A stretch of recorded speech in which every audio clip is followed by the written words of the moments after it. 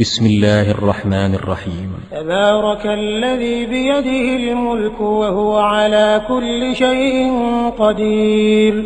الذي خلق الموت والحياة ليبلوكم أيكم أحسن عملا وهو العزيز الغفور،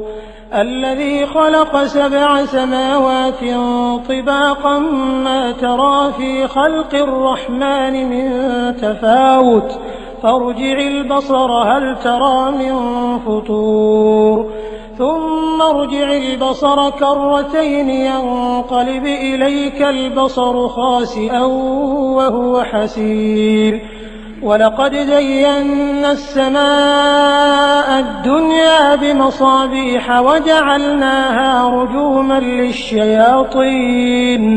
وأعتدنا لهم عذاب السعير، وللذين كفروا بربهم عذاب جهنم وبئس المصير، إذا ألقوا فيها سمعوا لها شهيقا وهي تفور تكاد تميز من الغيظ، كلما ألقي فيها فوج سألهم خزنتها ألم يأتكم نذير، قالوا بلى قد جاءنا نذير فكذبنا وقلنا ما نزل الله من شيء إن أنتم إلا في ضلال كبير، وقالوا لو كنا نسمع أو نعقل ما كنا في أصحاب السعير، فاعترفوا بذنبهم فسحقا لأصحاب السعير، إن الذين يخشون ربهم بالغيب لهم مغفرة وأجر كبير، وأسروا قولكم أو اجهروا به إنه عليم بذات الصدور، ألا يعلم من خلق وهو اللطيف الخبير، هو الذي جعل لكم الأرض ذلولا فامشوا في مناكبها وكلوا من رزقه وإليه النشور،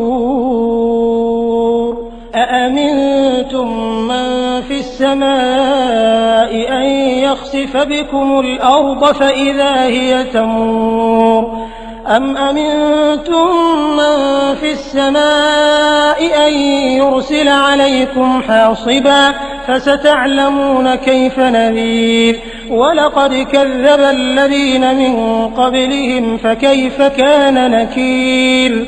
أولم يروا إلى الطير فوقهم صافات ويقبضن ما يمسكهن إلا الرحمن إنه بكل شيء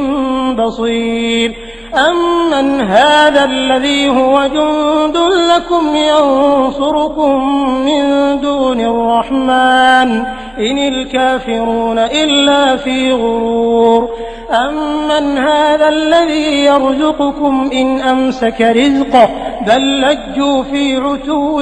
ونفور، أفمن يمشي مكبا على وجهه أهدى أمن يمشي سويا على صراط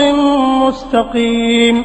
قل هو الذي أنشأكم وجعل لكم السمع والأبصار والأفئدة قليلا ما تشكرون، قل هو الذي ذرأكم في الأرض وإليه تحشرون،